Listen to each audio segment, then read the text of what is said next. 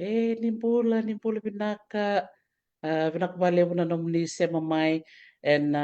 singalevo ni Kongo, singalevo tu bikitongo ya Amerika. Ngai ochungo na tinkaru na rosa blu klima na miniti. Au klama viti ngo sargai yan rambe kamay na mode en matakalilay. Ni singa tambu sampai ke sarapa karau tingo merli lotu sa taka tingo bek mana katalau sa tingo na walu en rosa blu klima na miniti ya en ngolo talangango sa oti tingo na viwa en ambongi en dona se buru-buru ngo mai baranse au marau sarali se mati kumengo na nonta oti ni bulangi ka se mati kumengo ko mai baranse en ulu tanga tikunga ni vitala noa ni nonra wakaita bitiko na marama en mbuturara ni kakamuraki en walesi au marau ni ngona ikavitu ni marama ni viti marama itu ke karto baka iyo en nangu ker mol merto me nanda bulangi ena mada ongo na nanda kena maro tekitiko na nanda singa na marama wakambule tu kan bikim ni ker sarmai rope na be sei Amerika wambule tiku bikim domi Australia meni Sulandi seka ni ngule ada bikim ni nanda usema tiku mai in toka lawe loma pinakabali puna nom ni do wakambule tiku mai na vitala no wakangko endo wakasia butaka tumbe na ngalili ena divanua enda duitu ya wakina o marotaka ni ngoi bata enda sema patakina pakabiwakani. Seka talangan ngui ledo irna do wakamure tu kumela program ngo mai viti. Tondo vida na bula bubale ndo sema tu kumela mbasa ndo bula binak meu sambula sia. So talangan biwakani mai sabu-sabu. Bula binaa o katalangan kina birtona sema do sema tu kumai tabiuni kena be sai I viti lewo. Au wakambuli tu kani bikim niket. Sa sema tu kumingo nanonta marama bulango bikarawanga and na ngoli sarang ko na sir sa bakro tiktiko pe bakani kero marama mai na sauda and na badi ngoli talango kin na sauda and na sir to tok and rongo tikingo mai beira na bulang ya ngoli tiku mai na buno bakturanga on la dolase na sir na liwa biau na tokalau kalangata na turanga tomo binaka o inoke mbara bilala nimbula binaka.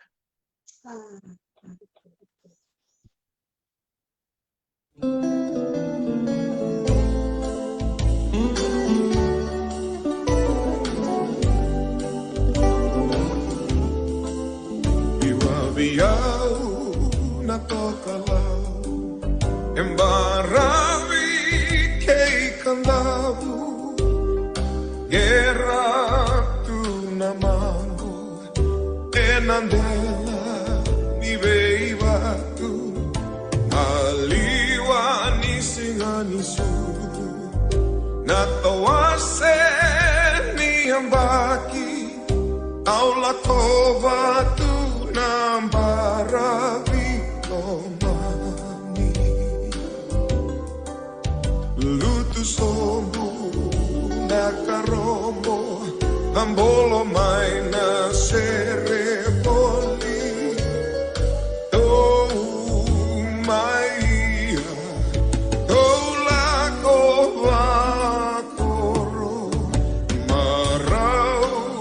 tawayalani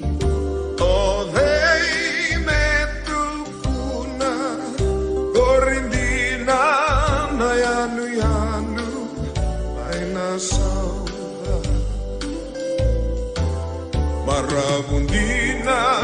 na wasa-wasa sekabula na bakau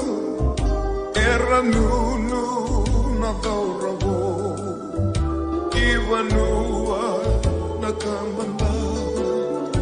marau niyamaki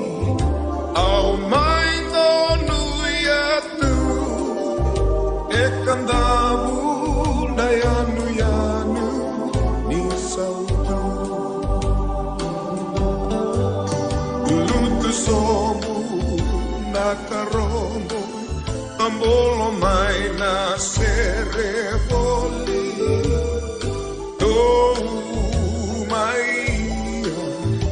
oh la kovakoro marau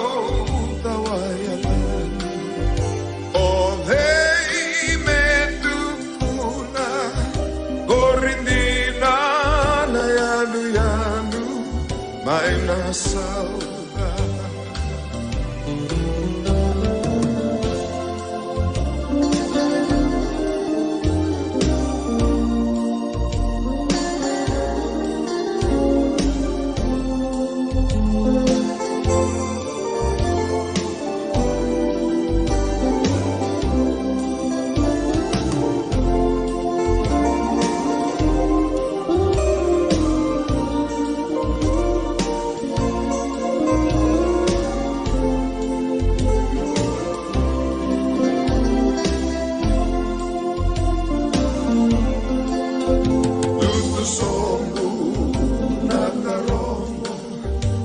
Tambolo mai nascere voli. Oh Maria, oh la cova coro, marau tawayalan, oh hey metupuna, corindina mayanu yanu, may nasauda. Corindina mayanu yanu, may nasauda.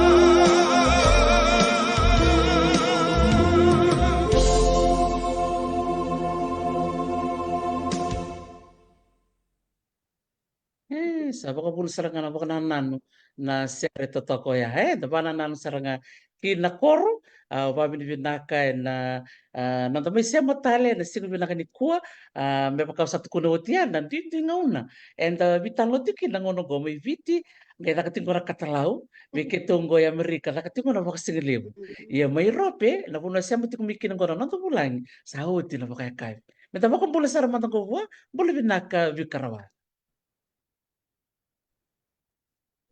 Bola benaka Dr. T, wambola talitinga vi kimuni wayo sara na viwekani onindo marotaka talitaka na pamuria kikona ndroni pepa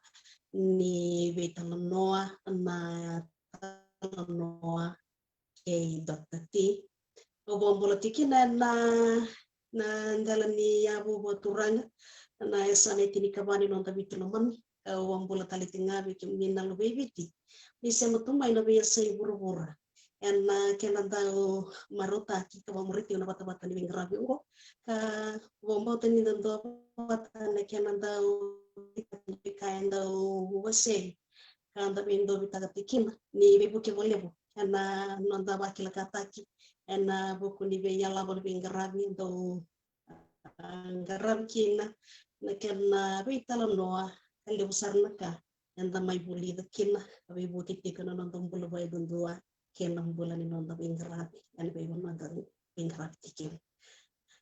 nimbula benak Nakabalik sa Ravika, nakabalik sa na Lingoma, na ker malumu en wali tu kayani na numro matapu balik toto kami berense na nunggu suri ti community ko mana may baitabi na bitalan no na madongo na nonra baka bini benak tiko na marama era do wakaitabi na muturarani kali baki en wales ya undo la kana no kumaraw au ker-keren bikim do to na marama do baka iyo kede mai kau vingkoma na yalo marau ni kilani gondo na ngoni sala muni baka bini binaktekin na maramo nindo dak sarba ko kau en tumbani ni bosa na recho baka talinga kina na namudo may bosa en biba kongge tibira na lubenta na sabi ka bir na ngoni leo se farubo er baka ramuti kumena nandoro bitalan no er na tatanda takatuo na binakata muli bosa na recho eta kamata bata ba mole ki bosa enaritio na bital nongo tikitari chunga ni be wase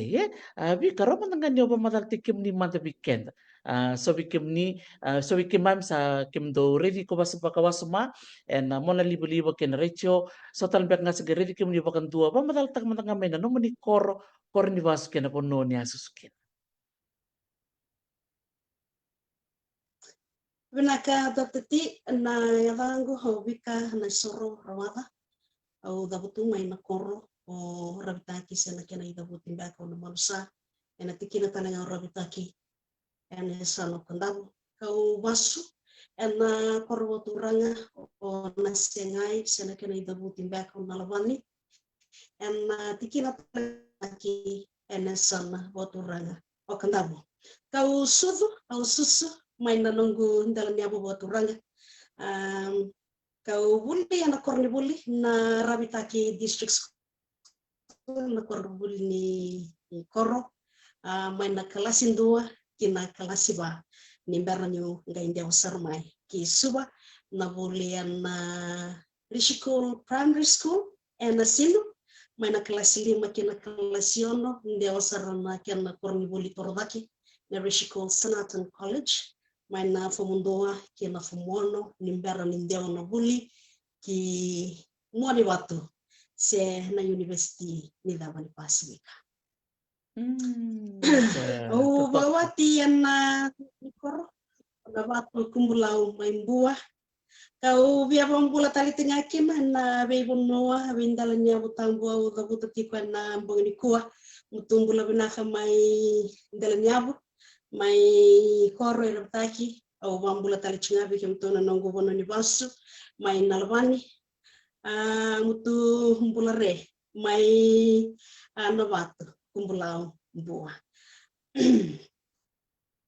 Sabi nakabali besar na baka bulat ko may weekend rana sema baka biokani lele bustala ngar baka bulat ko may kaya na nandaro ibata-bata ni bitala no ni bula binaka na sema ti ko may ni kuwa nakabali mo na no ni bitomani ti ko may na bitala no totokongo ya bika na no mubulit ko may nasengay district school bambulit ko na rabuli kor may nasengay district baka talaga kirme school ambo tiko na daka baka wondo tanra mona laki daka kina siasa tiki talangani no mo ngandre moni le baka tabis en kadi baka na walis. Pinaka Dr. T, na na bu kalasiru ti ndo makana sira kini kalasiru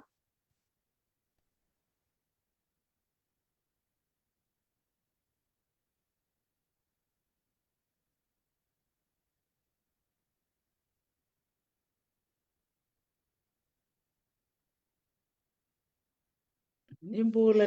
pinakabali mo na siya mati kumain na nerobita na tingo kay Bikarawaka na puno ta mga ni siya mati kumikina rotal nga yung bita may na punua o ni siya mati kumikina naka. pinaka network ya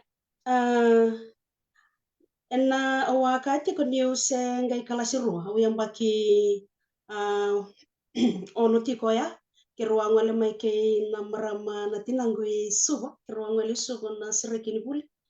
au ngai ndono makakina na kiana sarabiti ko na retio yalo yalo kambura kito kina na itukutuku na ono na news bulletin na ono sendo tinga na station ni retio yalo yalo ya na fijiwe na singo yan nang no sarabato kina na marama kambura katiko na itukutuku na kabyo ya pagsudu masar nga yalo ngwendo na yalo meu nganreba kina na daga kabato ya siya nang daw ni wakaw itukutuku na media se na communication iya sa te ko bumay kya nalong malele tiko na yalla boni daga ko ya Sa totoka dari da bikin na parong ti kumai le bu ngona enta sengon nila lain pihak kelas 2 kelas 2 le bu na ngona era kan bakal tumbu sen ko sengon nilai se halo wa imbeka dona sala indina ya do tan nasa na da sekali kila ni sate ko mete na sore ni nonda ngangandre me bakana daka enda na tanra enda na ngona enda na laki adop sangga yo laki bule na university ni deba ngai siamo bata mene university ni deba kina richo vita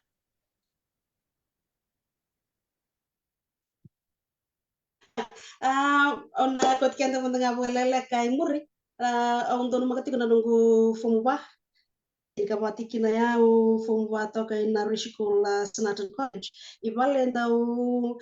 ndingi tagatunga maramati na ito na station ni loto ya na radio light ikito ndo warong kina maika na fomu ba yao santu tigu me bola baka bingara bole yo sangat me biala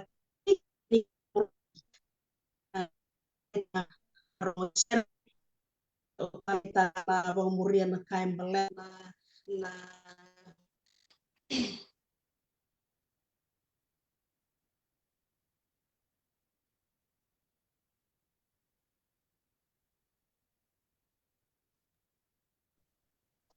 Nimbula. Do boleh pinaka may Dubai, do boleh pinaka na Central Chunga Minisilandi, Melania, Carlos kau kita kewata kau ditambuan boleh pinaka Vasu, boleh cukup bikin do na sema ti may Ingilandi. Boleh pinaka turang tahu ilik kinadangi, pinaka na sema mai. iya wakati kani sati muti kana nongo ngangandri tigo muti kani ipunoni kakamuraki main na fomu baya meliava wana ronondolu kabitu nangono sangai usato kina bali ronondolu usanto waro mata tika nindo kai nangono nindo fana ai selain rabi bone ando to kamando binga rabi rabi light iya ya sa roti ko se roti ko ono na leso ni mo ti na nungu kuroi mani university sa au sa musa biar kala usa biar rawai lang ko yan yo to kay bali ano no ka bitur no to kawalu mani bola bola sange tingko mi main na iba o sange ngone main na ron dulu kawalu ya sa tigo semati na bingarabi ni ka kamra Isa, benak bali bula sepa mai kerbi busa tiko yani ni bia tata buku tiko na isia maki barense bang bura tuka ni bikim ni sar na bubal na salambongi na bubal na balai wine na bule binaka na bubal na ranta niba ke na bubal na tuile buka binaka baka lebu na sia mati kumai en na mataka ni sigani kuah ngua sambongi lebu sar tiko mai barense ka sia mati kumikina na nonton marama bulai no bikarawa.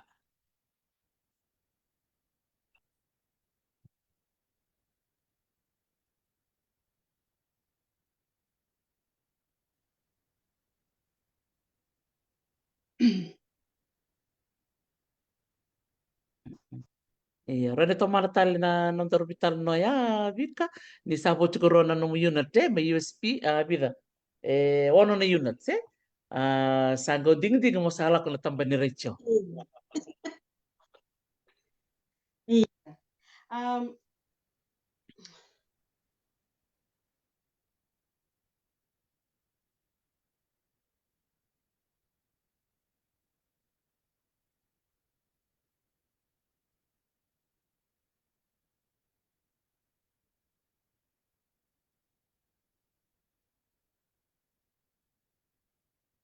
Macam ko sana semtal mayo vika. Nakabali mo na sema mai bini lolo ya buru. Nakabali mo na pakaian reti ko may na matakang ko. Sabi ko bikim ni sagay nguntiti ko bikim doon na siya mati ko may viti. Buli binakabanin buli po. Iyo, maraw ni siya maramay na nonda maramo bulan may barense sa sasanga tal tunggo ko mi siya matalimay tata buku-buku tiko na non wani posa-posa iya da maruta ka ni sana may songot at tunggo bika na bitala no men baleta na bakay tabi en na walis to le bitu na marama to sa may bakay tabi da babi di binaka berto na non to may bito maniti ko bat kayaw na matongo sen wala nga biya weekend kede da babi di binaka be litiendo ngunu babi di binaka talanga be una bonita kuwa baka talanga kina be na nanda to marama me New Zealand o ne mai tenga ta kimbau da ngole talanga ni berto talanga na be kata to talanga me yokalandi o may na VTFM ni Bosota ka siya mati kumikina o Maria Solomon utiana noa ve bulo malay ni linga lebu andi i leite inoke may Hamilton may kirkiro sanga kena uti ngo o bikarwa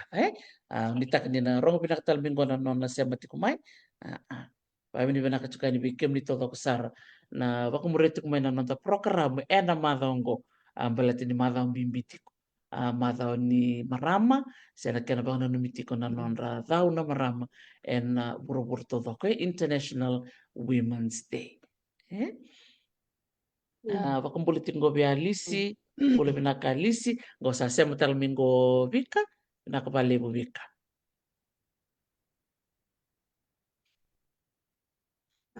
kare você tal te ko ni na mo rete mana vita na mana ko iyo sa tigan na no kalau kayak itu kan orang nasir itu kena bika yang baleta na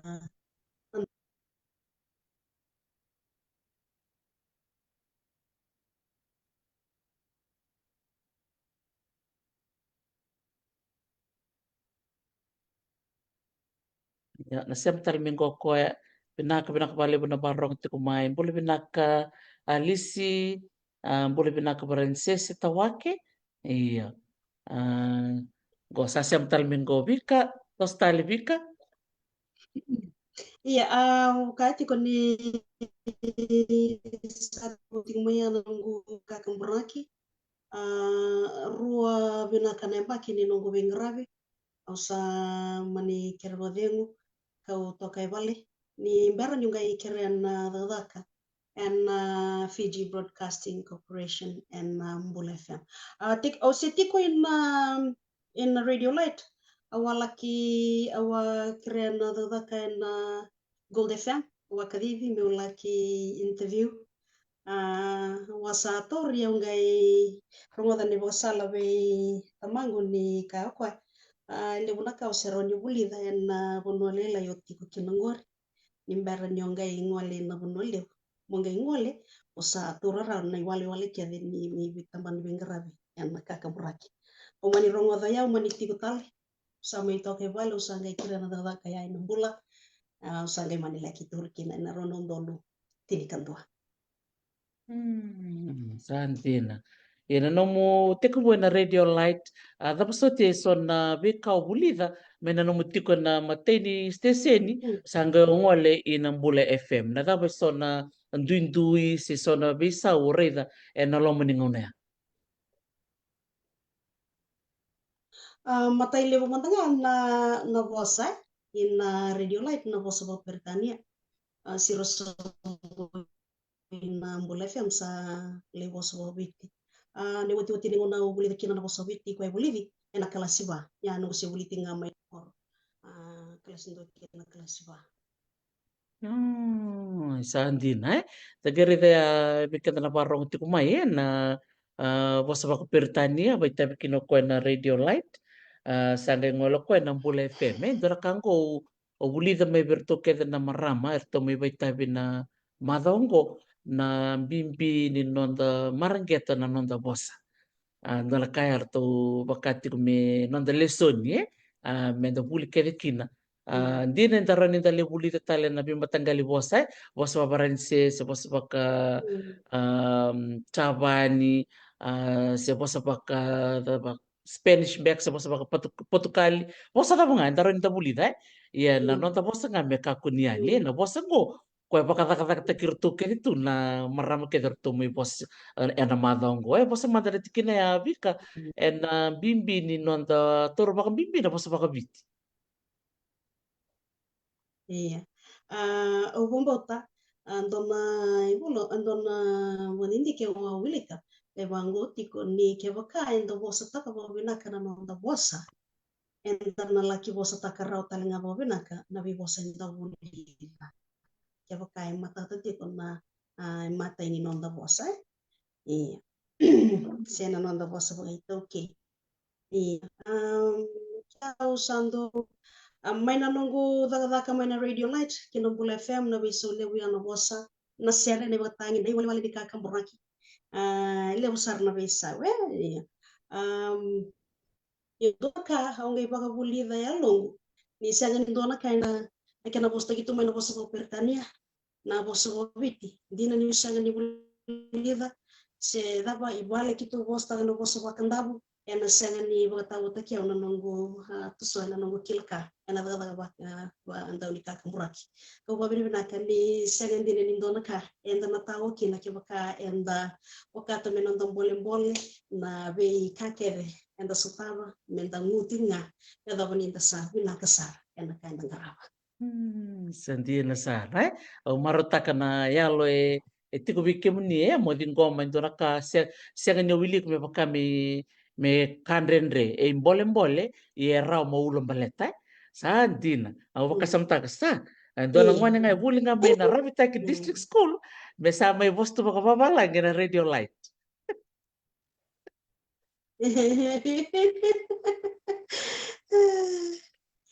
o clave vertona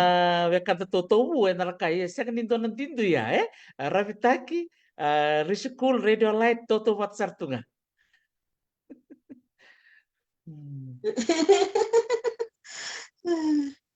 Iya. Sandina, patava vika na vuli o vuli da pakana pakanga tekni misini na nomu vuli tiku Mm, vertona sa dende toka na richo. Roni ba mata iya. taka mata tore Mm, vida na singa se vida na mata nomu vuli tiku mo sanga vingoma na kena daka na misini mm, kena vika ke vaya nyo ba itevi tiku na bosa na richo. mm. Awa tiki bubuli po tikirto na ngwanerto sa tikorao na lomani timi ni Mbula FM. Sitoka kina ya wa emosi ndono. Wabiri binaka na norendo kun. Na kena ngarabini tabi na nguna yana nungu buli dina misini. Ndui na program rto baka ngataka main radio light. Kena program mo baka ruta kira. Ya sabang taki bata tinga na mwana libu na computer sa rara sar kina na huli me baka toto wata taki kina kartu wasiti kona maramar to sa wiwasi wati ni senar to ngona na kate bang taki na ngono gai buli kina ya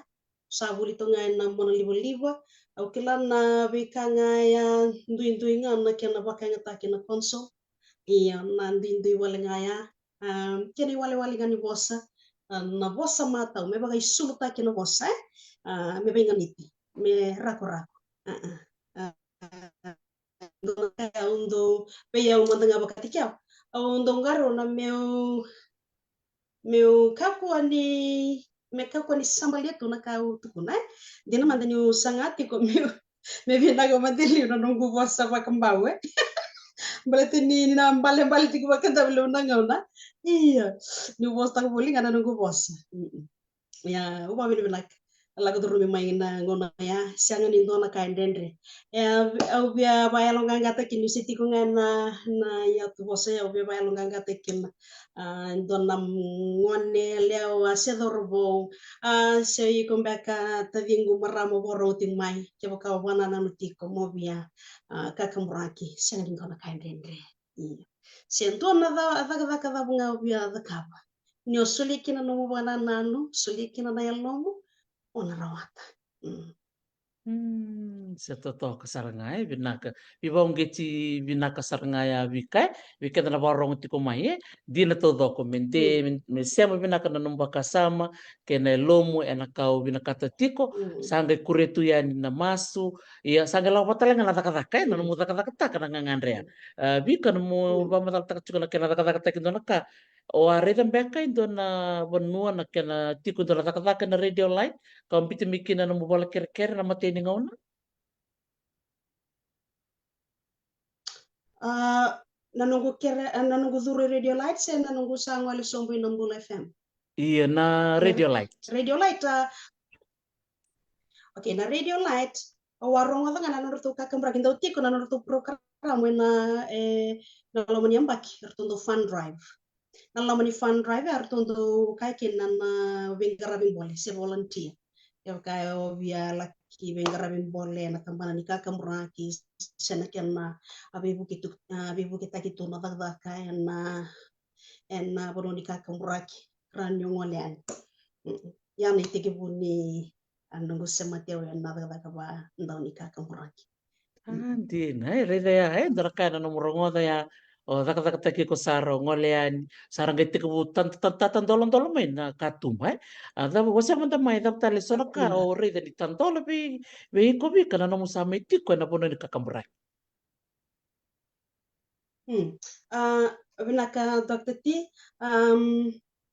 nandu na kalebu au na ronikaya ni tandola tale na biyao yan viwekani san nonda sala ni viwekani na kana ay boso bosta kimbeka bo pertanya na networking iya sa ramba ilebu na nonda bese mati na vitambana ni bengara vitale so kabaka ramba ilebu ta kita ngaki na nonda kilka en na mbutura ran ka kamuraki kena vaka kede so na ndu lebu mena radio light nyorto hadithi wakitunga ena nondra soli kaya no irera vitokoni ena kena hadithi wakitiko na steseni iyo ninda hadithi songo ina Fiji Broadcasting Corporation ena communications vivi vakina vitambana ni wale sungo na vikara soma yani na vikambani meroni kadi wakikina non retu kina bibuli iya begitu na radio light vau mimbita kina no bese mati ke ira itu na program yang maira baka vau mimbita kina baka binaka takitiko se marro itiko na bibakani ke ira na vikambani era baka vuna tiko na vivi nam business ya na nonra vivo litiko vote kena iya tambahan truaki orang kaya ni dona kale we kota watamai na buturara ni kakamuraki Andina, totoka ndina. Tira totoka na namuto ko nito na networking ndina na isema osana may tikibuna ya sa ndona isema na bundende toko me karusa na bunda tabang ala ko kina sara sema tunga may na bikilay bikemnikede na bukana norto may wasti ko na marama na madongo erto dabuyada tiko beir kede na turanga marama era vibuke na nonra tosutiko na buku ni takatak sa totokan din dora bonnoy baka dir lolo mai ni darongoda ni dareda na bilomani na bikawitaki bako sibi na takatak bongi to pamadal tiko to na takatak na BTFM ni mate sarngan ni kaitu kuni bira mo takatak mai na bongi mai na tin karon bongi lebu kina matakalilai sa din sa ndoto na takatak mo sasulen din kina na ilomo balatini nangoni kimay motu kina na lewe burubura o kim do doyan rati sa don dinan na daka bakita mera baka dapat na namungaw na ni baka bakaraw bika na namundo baka bakaraw na namu daka ni kalikali Benaka Dr. Tingor indona yusut ni bengrabe na besinga ando matai na nongo warota kiam nunggu kilati ko era nunggu daun di borong na ngono bengrabe kino ya nei tambah tamata tambah saja ini erna borong tiko na sere ni botangi mi warota bata na mai vendo bitaki me rota va tiko o ira ke erna borong tiko na ngona ono bengrabe kina bika na benga niti kina ngona ni bengrabe ya kila ni ndo nambole enda mbole kila nambole ni ndo ni bengrabe baga kakamuraki be yo manda ndo mangu warota kana ibotangi sena na bika kede e wakati ndo nangu ni bengrabe me ramarota korong iya Balatini siya ganina tutuwati keviti nga kay talita ko kango talita ko kaya iya nando hindi keviti ko iya gay mesala bota tiko kena lawa ni kakamuraki kena beka evina kati biko wakanda ni kakamuraki kena tao ni bengarabi ana ngono bengarabi tikin meka ko ni wakatamba kindo tinga me wakatutuwata keviti ko Dina. But sorangon na bika ke may do vitartarani me bibotay na sere tor mandar ke baritaki kim satu kun sarangano kira sarangana serenggo iya ya siya to ni raya siya mata babik iya iya kuasar nganggo ento nam bolin do tiko mbal natni na lawani kakamura kini sa baka tangi taki o tendo na sere na ya wungo ena sinra nyo baka tangi taki tale ena lomani vida tale na wumingo se lom tale ndo na vida tale na singa ngai baka tangi taki tale ya na ken lawan dina ya nangona mesanda utuki ndo na sere sa tali taki tiko wale sanda sangai kenda serna kana sana ya ndo bang madalataka menda iya Balita ni nalilis pala man nabi pala no nalilis tal mai tal mai bi no beli utaki ko ko plita chunga wale una sergo ko ko batang tinga na sergo nangon ke non vengra bi nada be go no vaya iyo mo na so mitaro lis talikin iyo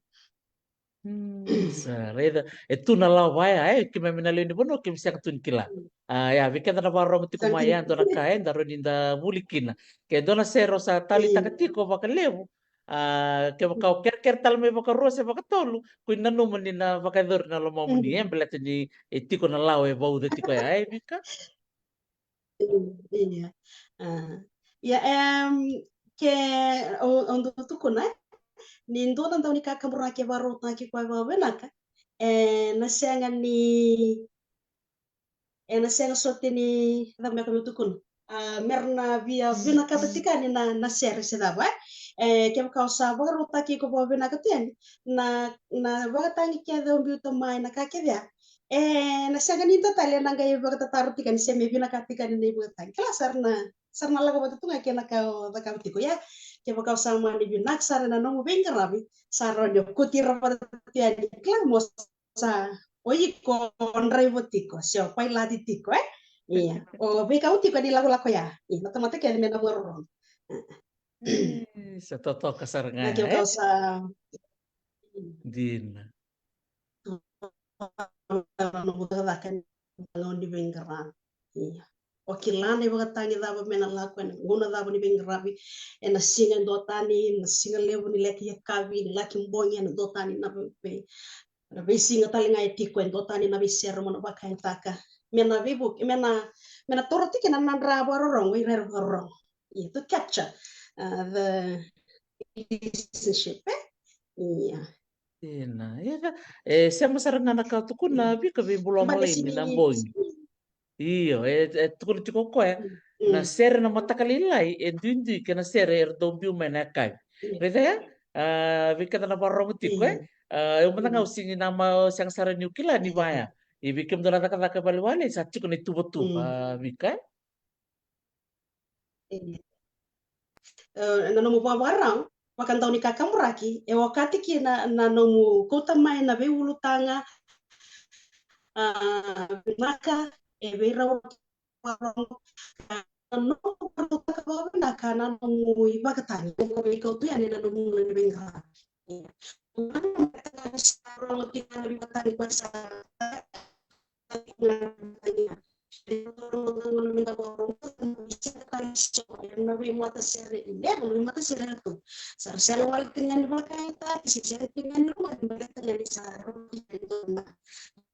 Yes.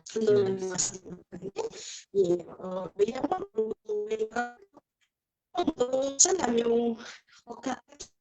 ni Irlanda matas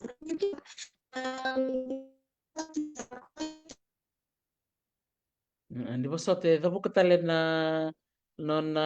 mona liba o vika ye dona taru ngutskumingo sem bola na banua boleh binaka sem boleh binaka tina langikan ona gotsingango na taron ko sarmat membeleta na serkali iya wawa kasem talmingo ko ya vika klani sarungo diu talemai iya taruh kumingo sem o sem bola na ko banua kaka tarong mo sem iya vika membeleta na serkali oni ando pakai tabi kina na nomongon ro ni ba madal takamanda na tabe ungiti kemuni moni abai tabe na ulutang ni serkali. Eda serikali okila ni ano no marama yandu o sal ni ata bilau kila dango ngai sangani tikura kino koe dango ne waso sukina na ngono ni na bingara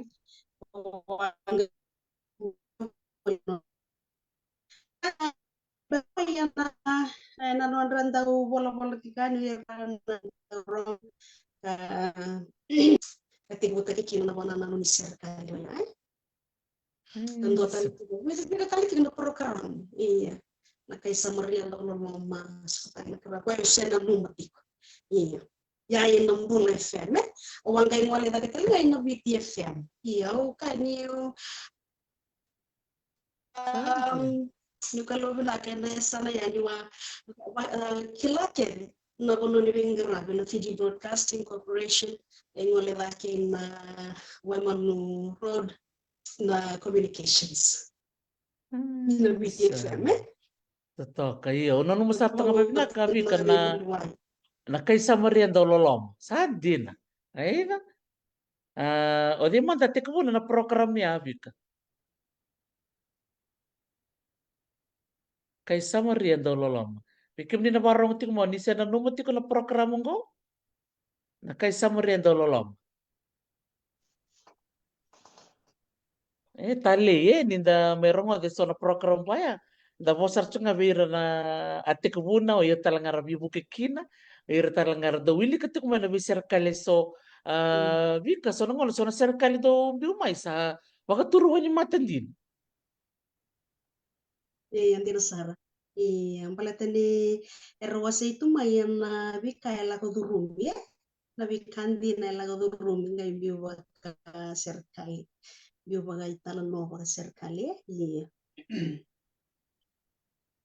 Sandin. Ayo Do mana talang yung ko. sengwan ya nanong se buli sarmo. Iya, Hmm. iya. Se buli sarmo Positif. na bundo ngona ni warung talita ki okila na bi warung bu kambek. Ya se radio Fiji One baka ngakin. Untuk talita ka tu na warung tu na ngona ni talan no. Indo talita gitu na ngono maya.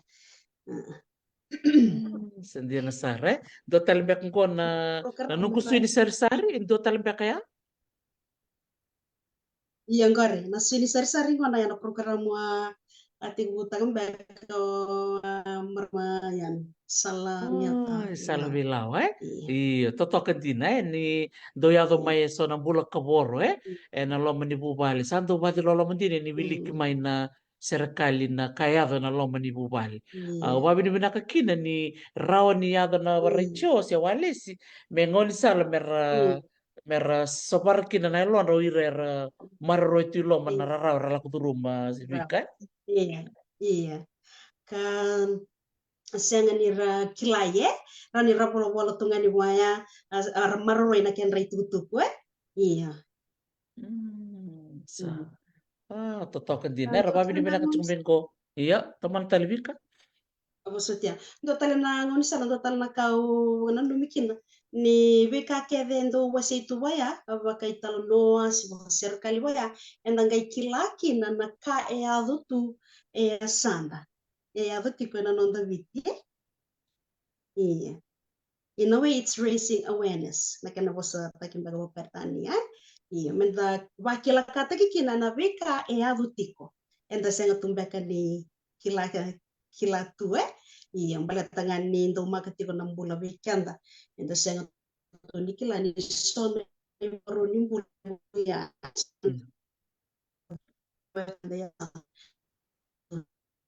Misalnya anda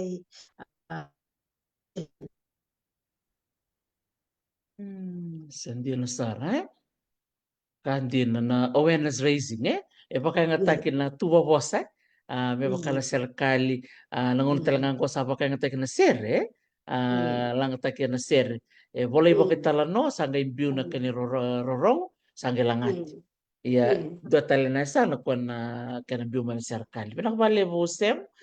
bola na bono baka biu na turangan ko to parongan di bako sama program mo binako ya Toto ka baka boleh mina Rusia ti tahu sa nakabali mo na siya matik may nanon da realistic da maraw ni siya matik may gobi karawaka o sa kami kilachong goni ko niya tik mo na radio light leyado ng Bula FM leyado talaga ko na VTFM andin iya. Oh, benar-benar ena nondra baka yuto menda laki tikito di timi be maramayano ya salaniata be lawa ena Bula FM ke turangan ita makeli rundua ena VTFM. Sa totoo kasar nga Kata kami malu kita kira nomor merua. Litia, Mrs. Naitenge ke Maria. Ay, Maria Solomon saan din na. Totoo kasaragan ni da reda na naman do takataka manggosa da maro takatalangan na naman do bosa baka biti ken na matata gerong binaka mamatal tak minggo bani buli binaka bani buli bo biti minggo ko ben na comment ken na bosa ni baka roko kabimbi memang gosa ka kili kami tahu talanga baka matau Doman tanong pa madalat kina. Matau. Iya, ya kan tina todo. Yang do nakaundo wakata tu meti kisar tungane nunggu bingarawi kan do tale na kauro ni kaya Isa tikingani nonton bulan nanda waroroko. Ena laura yana kake do kaba. Ne waroni bossa. Ena no mi warang todo sarmantangai. Baleta ondo kaya isagani rauni ruan na tamata. Sini rauni dindui. O kaya bossa ki kaya lago itu tumba. Ena via umanda ya ena ngurai. Endo tingana tamata. So o nanoi waro serngani bossa ya. Nirarevi ko mai tutum. Era kila endo tikunga sangan bindu ya. Iyo kaya untuk veia uma tanga bakati kyo wambi bitang serga. Me tauna wasa me rako-rako we roko e malatenin da wasa ti ko da sini wasa ti nga buangan na pirangan nan tauni borong turman dai nambula FM. Ir nan tauni borong ko ranama kikin o irna itambangon kau tadakian irna itambangon ya. Yang balik ya lagu tuna bosa baka Italia sa rodi sararot ni kana dingom ya me belingan ititi ko kirnan tawn borong ya be ya umanda undo wakata tunga ni bimbi yang balate borong ko yang balik na maramambale na be indalanya butam na be enesa na itin ka bani no da bitulomani me bagay sulu takitiko non dai borong ni boss. Sentire todo ko dopo certo camingo sem bola na benua tunci camingo ko ni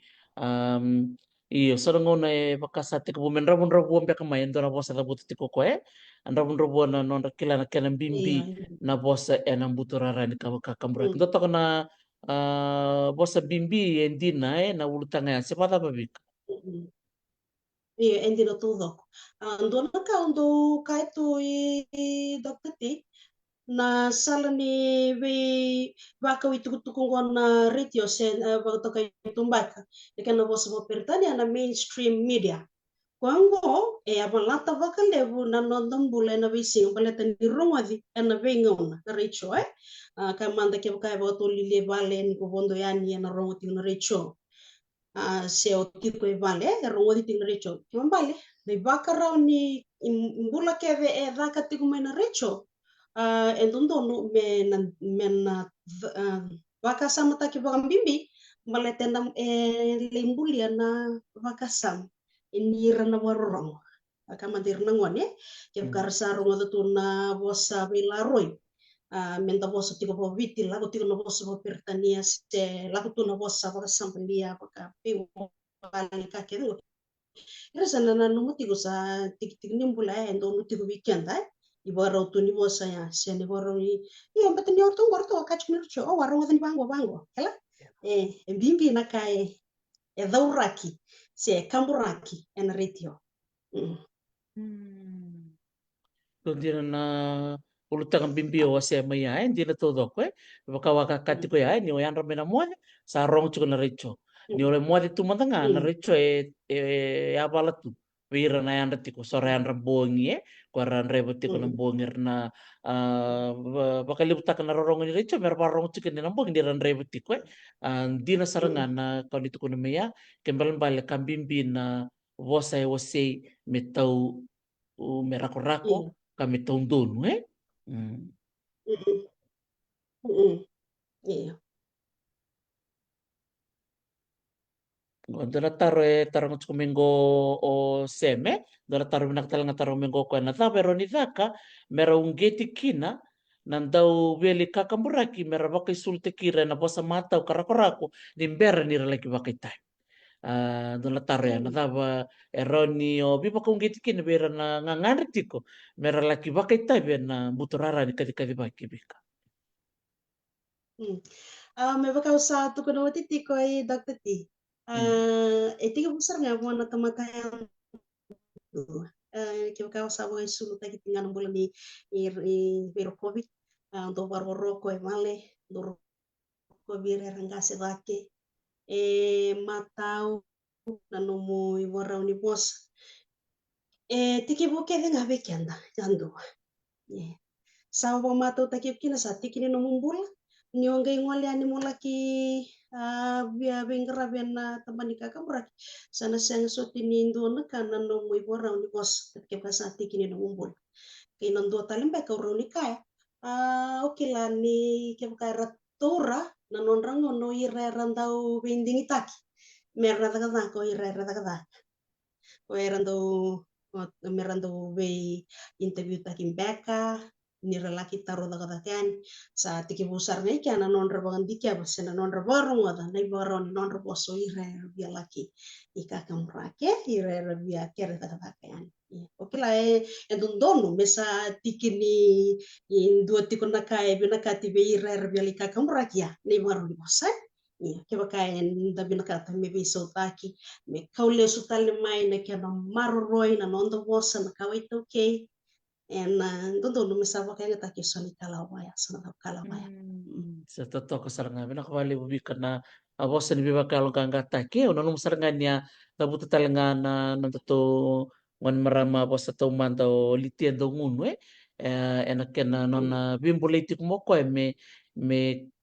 pakai ngatek talam tamay so na bosa matua dora kan ko talita kan ni nabut talam may so na matanggali po sa bawaya to na bosa matua Iya, bateli mo na bosa na kambula mana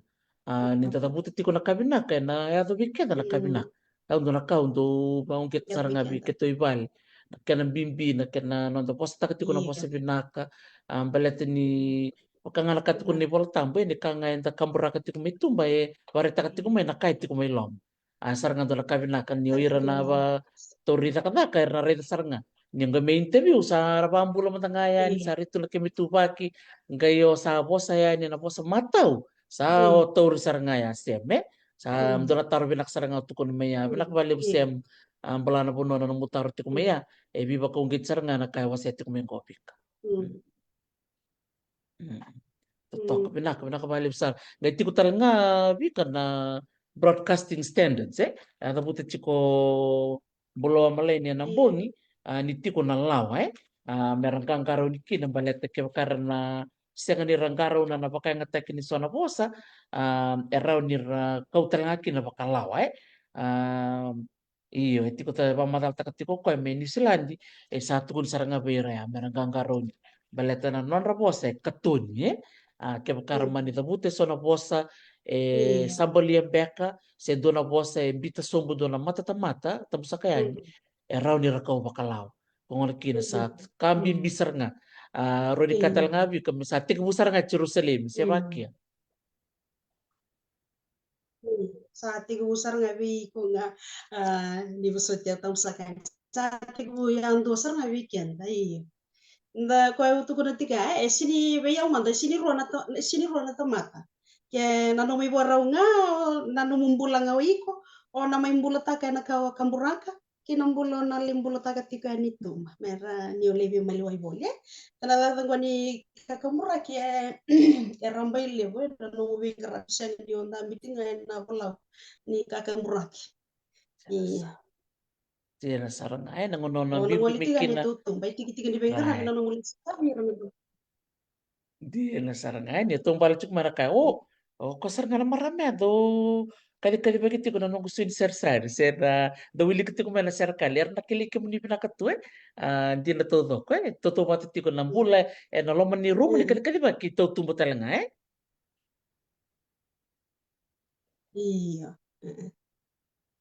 sa pambulo cuk mi ka o peni zero basta peni bolo pinaka peni na sema ti kumai sa ano to na sa bata ka sa mutsa Tidak bolo pernah. pinaka nakabali bikabli na siya mati ko may New Zealandi karo may bital na tsingo ke bi karawada na ikabiti ni marama hindi kita may nalaman ni madanggo may bulang mo di kaya tiko na non maro tiko na marama era ba kay tabi na wales bika o sulit talaga na ngona bike mo kinto tal na ero binakatamawasea si chiko tal beka so na waka binibinaka bikin rana bito koni bike mo na no mo may tikubuta kataka na radio light Gold FM, Bull FM, Kenabit FM.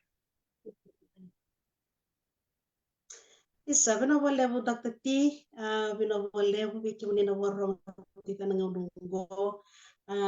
turno ngono binango mi bo bina bina kisara kina bolevo biki uni bayang dundu nanda warong to mai kando bito konitu enangono ni bengrabi ya yana radio light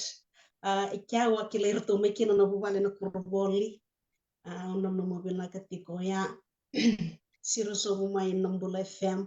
Wa binakataka na numani ando vito konitu kila nia ya dha baka ngata kitu ya nango kamurai ko ya nabi kanaise. Awale ni na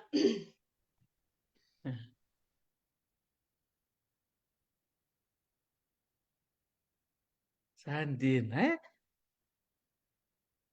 Radio light. Tarangot sekana radio light.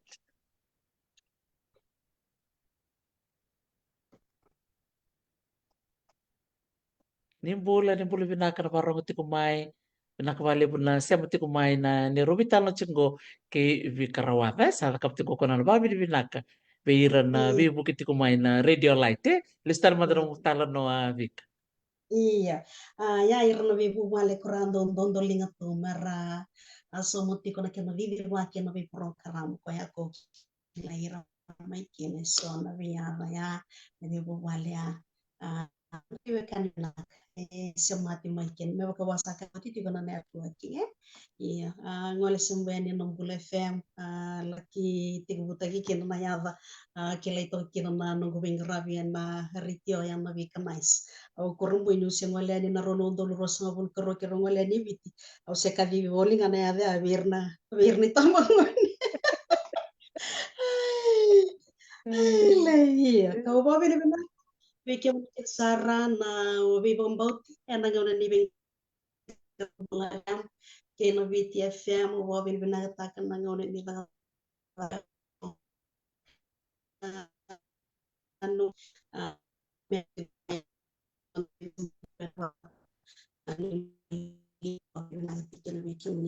na kongo mo meu wande otanga kina ndani tutuku ni biwa ya longa ngata ki kina wano ni binaka bikenda ki sarno marama ina kina mi wana no mitiko na manda singa na lomani singa na noa International Women's Day ka kena ikautiko na inspire inclusion invest in women accelerate progress bia kai tinga weekend ni semani baga sar na itabi on grava kemani o nanu bani sanga ni wakati tu mimbi sang iko kambimbi iko kawasi anu matini kalungo kako ni watara metu kuna bi kwendua ni sanga ni anga na kau kakap sanga mandangan ni kako mandangan ni watara me bakaya le muisa seotim kilani iko na katale wekangu marama